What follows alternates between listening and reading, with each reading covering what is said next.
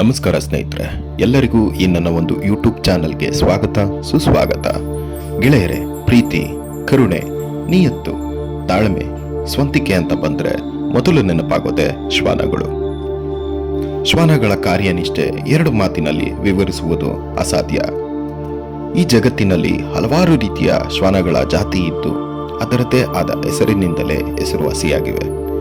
ವಿದೇಶಿಯರ ವ್ಯಾಮೋಹಕ್ಕೋ ಅಥವಾ ಪ್ರೆಸ್ಟೀಜ್ ವ್ಯಾಮೋಹಕ್ಕೋ ಗೊತ್ತಿಲ್ಲ, ನಮ್ಮ ದೇಶದಲ್ಲಿ ಸಾಕಷ್ಟು ಜನರು ವಿದೇಶಿ ಶ್ವಾನಗಳನ್ನು ಬೆಳೆಸುವುದು ರೂಢಿಯಲ್ಲಿದೆ.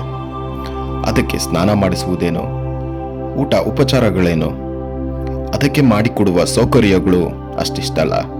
ಒಂದು ಕಾಲದಲ್ಲಿ ಮನೆ ಅಥವಾ ಊರು ಕಾಯಲು ಶ್ವಾನಗಳನ್ನು ಸಾಕುತ್ತಿದ್ದರು. ಆದರೆ ಈಗ ಕಾಲ ಬದಲಾಗಿದೆ.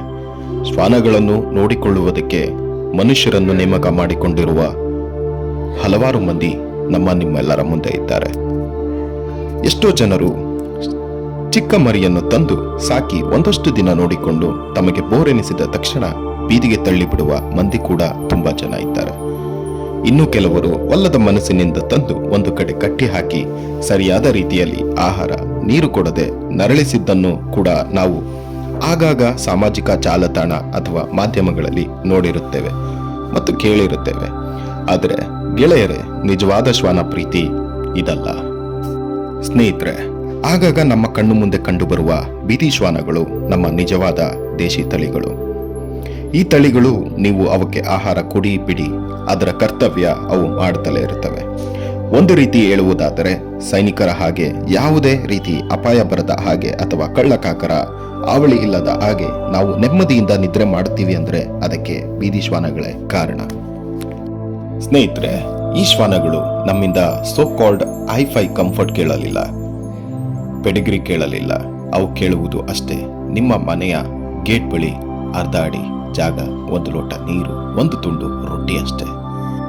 ಏನೂ ಕೊಡದೆ ಇದ್ದರೂ ಇಷ್ಟೆಲ್ಲ ಉಪಕಾರ ಮಾಡುವ ಈ ಶ್ವಾನಗಳು ಇನ್ನು ಒಂದು ತುಂಡು ರೊಟ್ಟಿ ಕೊಟ್ಟರೆ ಇನ್ನೆಷ್ಟು ಪ್ರೀತಿ ತೋರಿಸಬಲ್ಲವು ಯೋಚಿಸಿದ್ದೀರಾ?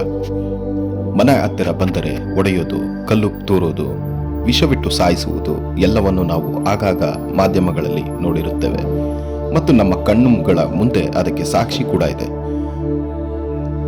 ಈ ಪ್ರಕೃತಿಯಲ್ಲಿ ನಮಗೆ ಮಾತ್ರ ಹಕ್ಕು ಎಂಬಂತೆ ಆ ಚಿಕ್ಕ ಮಗು ಮನಸ್ಸಿನ ಶ್ವಾನದ ಮೇಲೆ ಯಾಕೆ ನಮ್ಮ ಈ ದರ್ಪ? ಕೆಲವೊಬ್ಬರಿಗೆ ಈ ಪ್ರಶ್ನೆ ಬರಬಹುದು, ಬೀದಿ ಶ್ವಾನಗಳ ದಾಳಿಗೆ ಯಾರು ತುತ್ತಾಗಿಲ್ವಾ? ಅದರಿಂದ ಎಷ್ಟೋ ಜನ ತೊಂದರೆಗೆ ಒಳಗಾಗಿಲ್ವಾ ಅಂತ ಕೇಳಬಹುದು. ಗೆಳೆಯರೆ, ಈ ಪ್ರಕೃತಿಯ ಸೃಷ್ಟಿಯಲ್ಲಿ ಎಲ್ಲಾ ಜೀವಿಗಳಿಗೂ ಅದರದ್ದೇ ಆದ ಗುಣವಿರುತ್ತೆ. ಅದನ್ನು ನಾವು ಅರ್ಥ ಮಾಡಿಕೊಂಡು ಸರಿಯಾದ ಕ್ರಮದಲ್ಲಿದ್ದರೆ ಯಾವ ಒಂದು ಜೀವಿಯಿಂದಲೂ ಕೂಡ ನಮಗೆ ತೊಂದರೆ ಇಲ್ಲ. ಸದ್ಯಕ್ಕೆ ಬಂದಿರುವ ಸುದ್ದಿ ಏನಪ್ಪಾ ಅಂದ್ರೆ, ಬಿಬಿಎಂಪಿ ವತಿಯಿಂದ ಬೀದಿ ಶ್ವಾನಗಳಿಗೆ ಮೈಕ್ರೋಚಿಪ್ ಅಳವಡಿಕೆ ಮಾಡಲಾಗಿದೆ. ಈಗಾಗಲೇ ಹಲವಾರು ಸ್ಥಳಗಳಲ್ಲಿ ಸ್ಥಳೀಯ ಬೀದಿ ಶ್ವಾನಗಳಿಗೆ ಅಳವಡಿಸಲಾಗಿದ್ದು, ಇದರಿಂದ ಶ್ವಾನಗಳ ವಾಸಸ್ಥಳ, ಲಸಿಕೆ ನೀಡಿದ ದಿನಾಂಕ, ಸಂತಾನ ಶಕ್ತಿ ಹರಣ, ಶಸ್ತ್ರಚಿಕಿತ್ಸೆ ಮಾಡಿದ ದಿನಾಂಕ ಮತ್ತು ಇನ್ನಿತರ ಮಾಹಿತಿಗಳನ್ನು ಒಂದು ಚಿಪ್ ಮುಖಾಂತರ ತಿಳಿದುಕೊಳ್ಳಬಹುದಾಗಿದೆ. ಮೈಕ್ರೋಚಿಪ್ ಒಂದು ಅಕ್ಕಿಕಾಳು ಗಾತ್ರದ ಸಾಧನವಾಗಿದ್ದು ಪ್ರಾಣಿಗಳಲ್ಲಿ ಶಾಶ್ವತ ಗುರುತಿನ ವಿಧಾನವಾಗಿರುತ್ತದೆ. ಇದನ್ನು ಪ್ರಾಣಿಗಳ ಚರ್ಮದ ಕೆಳಗೆ ಇಂಜೆಕ್ಷನ್ ಮುಖಾಂತರ ಇರಿಸಬಹುದಾಗಿದೆ. ಇದರಿಂದ ಯಾವುದೇ ರೀತಿಯಾದ ಅಡ್ಡ ಪರಿಣಾಮ ಬೀರುವುದಿಲ್ಲ. ಪ್ರಾಣಿಗಳ ಜೀವನ ಪರ್ಯಂತ ಶಾಶ್ವತ ಯೂನಿಕ್ ಗುರುತಾಗಿ ಬಳಸಬಹುದಾಗಿದೆ ಎಂದು ಆರೋಗ್ಯ ಮತ್ತು ಪಶುಪಾಲನಾ ವಿಭಾಗದ ವಿಶೇಷ ಆಯುಕ್ತ ಸೂರಳ್ಕರ್ ವಿಕಾಸ್ ಕಿಶೋರ್ ಅವರು ತಿಳಿಸಿದ್ದಾರೆ. ಪ್ರಾಯೋಗಿಕವಾಗಿ ಪ್ರಾರಂಭಿಸಲಾಗಿರುವ ಮೈಕ್ರೋಚಿಪ್ ಅಳವಡಿಸುವ ಕಾರ್ಯ ಯಶಸ್ವಿಯಾದರೆ ಇನ್ನಿತರ ಪಾಲಿಕೆಯ ಎಲ್ಲ ವಲಯಗಳ ಬೀದಿ ಶ್ವಾನಗಳಿಗೂ ಅಳವಡಿಸಲಾಗುತ್ತದೆ. ಇಲ್ಲಿಯವರೆಗೂ ಲಸಿಕೆ ಹಾಕಿದ ಬೀದಿ ಶ್ವಾನಗಳಿಗೆ ಬಣ್ಣವನ್ನು ಬಳಸಿ ಗುರುತು ಹಚ್ಚಲಾಗಿತ್ತು. ಇನ್ನು ಈ ಒಂದು ಗುರುತು ಒಂದು ವಾರ ಮಾತ್ರ ಪತ್ತೆ ಮಾಡುವಂತಹ ಒಂದು ಕಾರ್ಯವಾಗಿತ್ತು. ಇದರಿಂದ ಒಂದೇ ಶ್ವಾನಕ್ಕೆ ಹಲವು ಬಾರಿ ಲಸಿಕೆ ಹಾಕಿದ ಉದಾಹರಣೆಗಳು ಹೆಚ್ಚಾಗಿಯೇ ಕಾಣುತ್ತವೆ. ಗೆಳೆಯರೆ, ಪ್ರಯೋಗ ಫಲಿಸಲಿ, ಯಶಸ್ವಿಯಾದರೆ ಉತ್ತಮ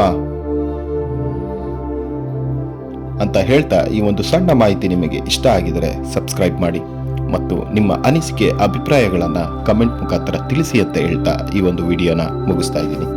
ಜೈ ಹಿಂದ್, ಜೈ ಕರ್ನಾಟಕ ಮಾತೆ.